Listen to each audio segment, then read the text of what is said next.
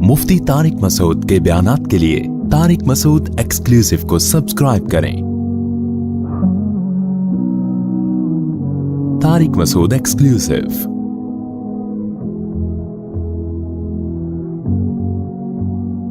आगे फरमाया अतअमुरून अन्नास बिल बिर्रि व तनसौना अनफुसकुम। बनी इसराइल को चूँकि रूहानी इक़्तिदार हासिल था और जो रूहानी पेशवा होते हैं वो लोगों को अच्छी बातों का हुक्म देते हैं। जैसे आजकल मोटिवेशनल स्पीकर हैं, लोगों को बड़ा अच्छा गाइड कर रहे होते हैं, तो अच्छा कर रहे होते हैं, नहीं कर रहे वो एक अलग कहानी है, लेकिन बहरहाल अपनी लिहाज से वो अच्छा ही कर रहे होते हैं। तो अल्लाह ने फरमाया कि तुम्हें जो इज़्ज़त मिली है वो इसलिए मिली है कि तुम लोगों को बुराई से रोकते हो, तुम्हारे पास गाइडेंस है। लेकिन ख़राबी क्या है कि बुराई से रोकने की वजह से जो इज्जत मिलनी चाहिए थी वो तो तुमने कैश करा ली है, खुद बुराई से बचने का तुम्हारे अंदर जज्बा नहीं है। उलमा ने ना बाकायदा इस पर किताबें लिखी हैं, यहूद की 40 बीमारियां, कि यहूद में कौन कौन से 40 बुराइयां थीं जो जिनकी वजह से अल्लाह ने उनको पस कर दिया, और आज वो 40 की 40 बुराइयां मुसलमानों में भी पाई जाती हैं। उनमें चूंकि बड़े पैमाने पर पाई जाती थी इज्तिमाई सतह पे, लिहाजा पूरी कौम तबाह हो गई। हमें ज़ाहिर है पूरी कौम में नहीं है, लेकिन बहुत कसीर तादाद में ये बीमारियां पाई जाती हैं हमारे अंदर भी। तो उनमें एक बीमारी ये भी है कि दूसरों को अच्छी नसीहत करना ताकि इज़्ज़त मिले, लोग समझें आप बहुत अच्छे हैं, बहुत नेक हैं, लेकिन अपने आप को भूल जाना। फरमाया था अमुरून अन्नास बिल बिर्रि, क्या तुम लोगों को नेकी का हुक्म देते हो, व तनसौना अनफुसकुम, और उसी वक्त अपने आप को भूल रहे होते हो, व अंतुम ततलून अल किताबा, जबकि तुम किताब यानी अल्लाह की किताब की तिलावत भी करते हो। तुम्हें तो पता है कि ये कितना बड़ा जुर्म है। व अंतुम तालमून, और तुम इसके अंजाम को जानते भी हो। यानी अफला ताकिलून, तो क्या तुम अकल से काम नहीं लेते। ये बात खूब समझ लें कि अगर कोई शख्स खुद कोई नेकी नहीं करता या खुद किसी बुराई से नहीं बचता तो उसके लिए तबलीग हराम नहीं है। अगर आप में कोई बुराई है, आप अल्लाह ना करे नशा करते हैं, तो शरीयत आपको पूरी इजाज़त देती है कि आप लोगों को ये तबलीग करें कि वो नशा ना करें।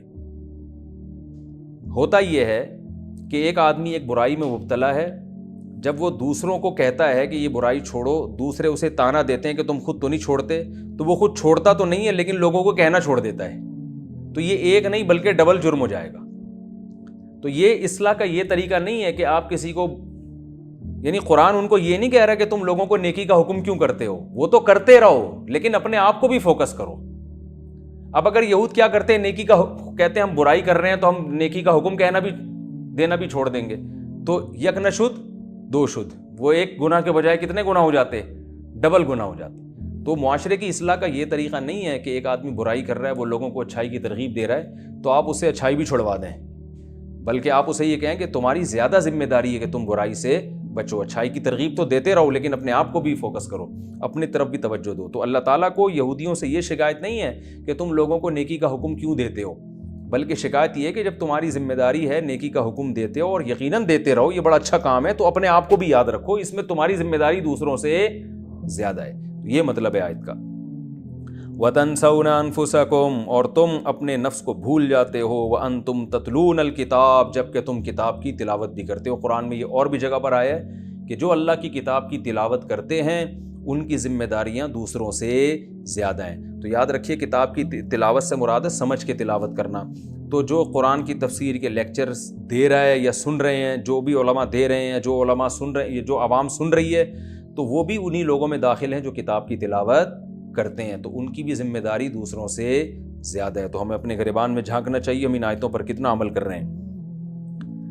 फरमाया वस्तईनु बिस्सब्र। अच्छा, यहाँ एक मैं मजमून और बयान करूँ। कुरान मजीद की आयत है सूरह सफ़ की, जिसमें अल्लाह ताला ने इरशाद फरमाया कि या अय्युहल्लज़ीना आमनू लिमा तक़ूलूना मा ला तफ़अलून, वो बातें कहते क्यों हो जिस पर अमल नहीं करते। तो इस आयत से बाज़ लोगों ने कहा देखो, जिस चीज़ पर खुद अमल ना हो तो वो कहना भी जायज़ नहीं है।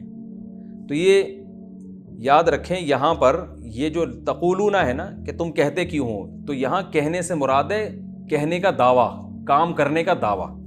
अरबी में कुरान मजीद को जो सही तरह से जिन्होंने पढ़ा है वो जानते हैं कि बाज़ दफ़ा फ़ेल बोलकर इरादा फ़ेल मुराद होता है, बाज़ दफ़ा फ़ेल बोलकर दावा फ़ेल मुराद होता है। इसको मैं आसान ज़बान में समझाता हूँ। قرآن میں آتا ہے یا ایھا الذین آمنوا اذا قمتم الی الصلاۃ فاغسلوا وجوہکم، اے ایمان والو جب نماز کے لیے کھڑے ہو جاؤ تو چہرے کو دھو اپنے۔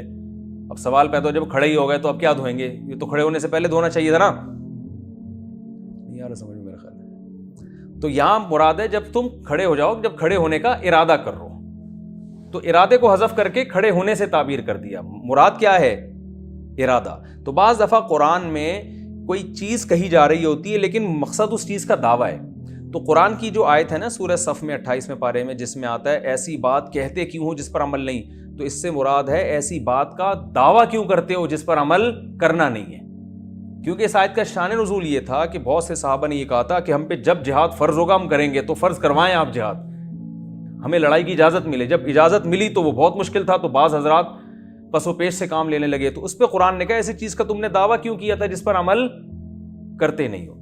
تو دعویٰ کیا تھا کہ جب جہاد فرض ہوگا سب کے سب جائیں گے، تو اب بعض لوگ اس میں پیچھے ہٹ رہے تھے، تو ایسا کیوں ہٹ رہے ہو تم پیچھے؟ اس میں جو ہے نا پس و پیش سے کام کیوں لے رہے ہو؟ تو یہ مطلب ہے کہ ایسی چیز کا، یعنی میں اگر کوئی نیکی نہیں کرتا یا میں کر نہیں سکتا تو خام خواہ میں مجھے بڑی باتیں کرنے کی اجازت نہیں ہے کہ ہم تو اتنے سخی ہیں، ہم تو یوں ہیں، اور ایسا ہوگا تو ہم یوں کر کے دکھائیں گے۔ تو اس لیے اللہ نے فرمایا کہ وہی بات کا دعویٰ کیا کرو جس پر تم عمل کر سکتے ہو۔ تو اس کا تبلیغ سے کوئی تعلق نہیں ہے۔ تو علماء کا اس پر اجماع ہے کہ اگر آپ کے اندر کوئی برائی ہے تو آپ، یا کوئی نیکی آپ کے اندر نہیں ہے، تو آپ تبلیغ اس کی کر سکتے ہیں دوسروں کو۔ بلکہ علماء نے تو یہاں تک لکھا ہے کہ اپنے اندر سے اگر کوئی برائی چھڑوانا چاہتے ہیں تو اس کے خلاف بولنا شروع کر دیں، تو یہ بھی ایک نسخہ ہے کہ آپ سے وہ برائی چھوٹ جائے گی۔ آپ اگر نشہ کرتے ہیں تو شراب کے خلاف تقریریں شروع کر دیں، آپ خود آپ کے اندر ایک دل میں بات بیٹھ جائے گی کہ یہ کیا چیز ہے، یہ بری چیز ہے۔ ہاں، دعویٰ نہ کریں کہ میں شراب نہیں پیتا، میں بہت نیک ہوں، حالانکہ آپ چھپ چھپ کے پیتے ہیں، ٹھیک ہے نا، تو یہ دعویٰ غلط ہو جائے گا۔ آپ نہیں پیتے، میں مثال دے رہا ہوں۔ اللہ نے فرمایا وَاسْتَعِينُوا بِالصَّبْرِ وَالصَّلَاةِ، اور مدد طلب کرو صبر کے ذریعے اور نماز کے ذریعے۔ وَإِنَّهَا لَكَبِيرَةٌ إِلَّا عَلَى الْخَاشِعِينَ، صبر کا معنی ہے روکنا۔ میں اس کی پہلے بھی تشریح کر چکا ہوں، مجھے یاد نہیں پوری طریقے سے، میں دوبارہ کسی موقع پہ ڈیٹیل میں اس کو بیان کروں گا کہ صبر کا لغوی معنی کیا ہے؟ روکنا۔ مسبورہ اس مرغی کو کہا جاتا تھا جسے نشانہ باندھنے کے لیے، نشانہ سیکھنے کے لیے باندھ دیا جاتا تھا، روک دیا جاتا تھا اس کو۔ تو نبی نے منع کیا صلی اللہ علیہ وسلم نے کہ مرغیوں پہ اس طرح نشانے بازی مت سیکھو۔ تو اپنے آپ کو کیا کرنا؟ روکنا۔ تو یعنی انسان خواہشات کے پیچھے چلتا ہے، تو اللہ یہودیوں کو حکم دے رہے ہیں کہ خواہشات کی پیروی مت کرو، خواہشات کے خلاف چلنے میں جہاد کرو اور اپنے نفس کو روکو۔ تمہارا دل نہیں چاہتا ایمان لانے کا اور اپنی خواہشات کو قربان کرنے کا، کیونکہ جب اسلام لاؤ گے بہت سی چیزیں تم پہ حرام ہو جائیں گی جو کہ موسیٰ علیہ السلام بھی کر چکے لیکن تم مانتے نہیں ہو ان کو، تو بہت سی خواہشات تم سے چھوٹ جائیں گی۔ تو اس میں مدد کس سے طلب کرو؟ صبر کے، یعنی اپنے اندر یہ کوالٹی پیدا کرو۔ تو حدیث میں آتا ہے مَن یتصبر یصبرہ اللہ، سوال پیدا ہوتا ہے نا، صبر تو خود ایک مشکل کام ہے بھائی۔ ایک کڑوی دوا آپ سے پی نہیں جا رہی تو حکیم آپ کو یہ مشورہ دیتا ہے کہ بھائی چینی ملا کے پی لو، تو پھر تو پی لیں گے آپ، لیکن وہ کہہ رہے کریلے کا شربت ملا کے پی لو، تو آپ کہیں گے وہ کون سا آسان ہے بھائی؟ کڑواہٹ سے بچنے کے لیے تو میں بچنے کی، یعنی کڑوا ذائقہ ختم ہو جائے کسی طریقے سے، تو آپ تو اور کڑوا ملانے کا حکم دے رہے ہیں۔ تو سوال یہ پیدا ہوتا ہے کہ صبر کرنا بذات خود بھی تو ایک مشکل کام ہے نا، تو جب وہ اتنا مشکل کام کر سکتے ہیں تو باقی چیزیں نہیں کر سکتے؟ تو یہاں قرآن بیان کر رہا ہے کہ صبر کے ذریعے تمہیں مدد ملے گی۔ اس کی تشریح حدیث میں ہے، آپ صلی اللہ علیہ وسلم نے فرمایا مَن یتصبر یصبرہ اللہ، جو صبر کرنا چاہتا ہے نا اللہ اسے صبر کی توفیق دے دیتا ہے۔ یعنی صبر ایک ایسی نیکی ہے جو دیکھنے میں مشکل لگتی ہے، لیکن اس نیکی میں اللہ کی مدد دوسری نیکیوں کی نسبت زیادہ ہوتی ہے۔ تو اب ہم یوں مثال دے سکتے ہیں، بھائی کڑوی دوا نہیں پی جا رہی تو ایک ایسا کڑوی چیز ملا کے پی لو کہ وہ ہے تو کڑوی لیکن وہ تمہیں اتنی کڑوی لگے گی نہیں جتنی یہ لگ رہی ہے سیم، لیکن اس کا ٹیسٹ کچھ اس طرح کا ہے، وہ تمہاری فطرت سے میچ کرتا ہے۔ تو یہ بھی کڑوی ہے، لیکن اللہ نے فرمایا یہ ایسی چیز ہے جو یہ مانگتا ہے نا اللہ سے اور کوشش کرتا ہے تو یہ والی نعمت اس کو مل جاتی ہے۔ تو اور دوسرا نماز، کیونکہ نماز میں کیا فائدہ ہوگا کہ اللہ کی طرف دھیان، تو یہ ساری قربانیاں ہم اللہ ہی کے لیے دے رہے ہیں، تو جب اللہ سے دوستی ہو جائے گی نماز کے ذریعے، کیونکہ دیکھیں جب بھی کسی سے تعلق بڑھانا ہو تو اس کے ساتھ سٹنگ کا ٹائم ڈیوریشن کیا کر دیں، بڑھا دیں۔ سٹنگ کا ٹائم بڑھے گا تو ہیلو ہائی ہو جاتا ہے، شروع میں پہلی دفعہ آدمی ملتا ہے تو اجنبی سے لگتا ہے نا، تھوڑی دیر رہتے رہتے دوستی ہو جائے, کہتے ہیں لنگوٹی یار ہے بھائی, لنگوٹی یار. تو کیا ہے, اکٹھے ہی تھڑے پہ بیٹھا کرتے تھے, گٹر کے ڈھکنوں پہ بیٹھا کرتے تھے اور آوارہ گردی, تو وہ لنگوٹی یار بن گئے, وحشت ختم. تو اللہ سے دوستی کے لیے کیا ہے کہ اللہ کے ساتھ سامنے ہاتھ باندھ کے انسان کھڑا ہو. تو وہ جتنا زیادہ نماز پڑھے گا اتنا اللہ سے تعلق, اور جب اللہ سے تعلق بنے گا تو اللہ کے لیے قربانی دینا آسان, حکومت چھوڑنا, دولت کو قربان کرنا, جو یہودی جس کے لیے تیار نہیں تھے, تو یہ دونوں کام آسان ہو جاتے ہیں. تو اس لیے اللہ نے فرمایا نماز پڑھو, اور لیکن اللہ نے فرما دیا وَإِنَّهَا لَكَبِيرَةٌ إِلَّا عَلَى الْخَاشِعِينَ, لیکن یہ نماز ایک مشکل کام ہے مگر ان لوگوں پر جن کے دلوں میں اللہ کا خوف ہے. اب وہی سوال پیدا ہوتا ہے کہ اللہ تو ہمیں ایسا نسخہ دے رہا ہے جو بذات خود ایک مشکل ہے. بھائی نماز ہی اگر پڑھنی ہوتی تو باقی حکام پہ عمل نہیں کر لیتے, یہ تو خود ایک مشکل ہے. تو اللہ نے فرمایا اس مشکل کو آسان کرنے کا حل ہم تمہیں بتاتے ہیں کہ جن کے دل میں اللہ کا خوف ہے ان کے لیے مشکل نہیں ہے. اور ان خوف کی دو علامتیں, الذین یظنون انہم ملاقو ربہم, یہ وہ لوگ ہیں جن کا یہ گمان ہے کہ ہم نے اپنے رب سے ملاقات کرنی ہے اور اس کی طرف لوٹ کر جانا ہے. تو جن کو ہر وقت یہ گمان رہتا ہے ان کے لیے نماز پڑھنا مشکل کام نہیں. تو کیا مطلب, اس استحضار کو اور اس خیال کو بڑھا دو. ہر وقت یہ سوچتے رہو بھائی یہ دنیا دار فانی ہے, یہاں سے ہم نے نکلنا ہے. آج اللہ کے سامنے کھڑے ہوتے ہوئے ہمیں تکلیف ہو رہی ہے کاروبار چھوڑنا, تو ایک دن اللہ ہی کے سامنے آ کے سب بیوی بچوں کو چھوڑ چھاڑ کے, دکان, کاروبار, بزنس سب کو چھوڑ چھاڑ کے آنا کدھر ہے, اللہ ہی کے پاس آنا ہے. تو حدیث میں آتا ہے کہ نبی صلی اللہ علیہ وسلم نے فرمایا کہ جو صف اول میں نماز پڑھا کرتا تھا تو قیامت کے دن بھی سب سے آگے جگہ اسی کو ملے گی, اللہ کے سب سے قریب وہ ہوگا. تو جو صف آخر میں پڑھتا تھا تو قیامت کے دن بھی سب سے پیچھے ہی اللہ تعالیٰ اس کو جگہ دیں گے. تو یہ یعنی نماز میں انسان دلچسپی لے. تو اللہ نے فرمایا کہ اور اس کے طریقہ کیا ہے, یہ استحضار کو بڑھایا جائے کہ اللہ سے ملاقات ہوگی. تو یہ سب کچھ دنیا جس کے لیے انسان اللہ کی نافرمانی کر رہے ہیں, سب چھوڑ چھاڑ کے جانا کہاں ہے, اللہ سے. تو ابھی سے دوستی لگا لیں, اچھا نہیں ہے. تو جب دوستی لگ جائے گی نماز کے ذریعے اللہ تعالیٰ سے, تو پھر اللہ سے ملاقات آسان بلکہ اس کی طلب بڑھ جائے گی.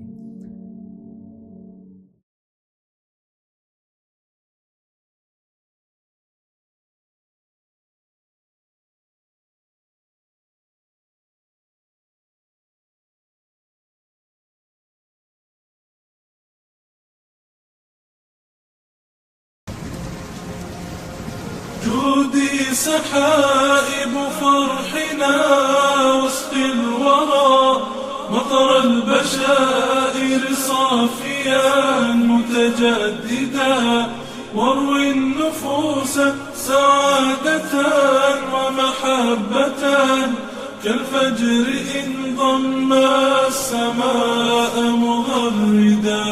جودي سحائب فرحنا وسط الورى, مطر البشائر صافيا متجددا, واروي النفوس سعادة ومحبة كالفجر إن ضم السماء مغردا.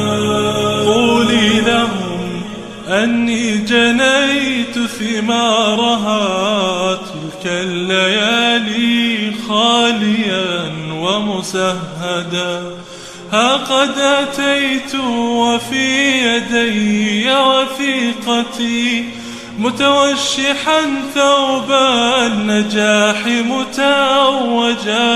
قولي لهم أني جنيت ثمارها تلك الليالي خاليا ومسهدا, ها قد أتيت وفي يدي وثيقتي متوشحا ثوب النجاح متوجا. جودي سحائب فرحنا وسط الورى, مطر البشائر صافيا متجددا, واروي النفوس سعادة ومحبة كالفجر إن ضم السماء مغردا.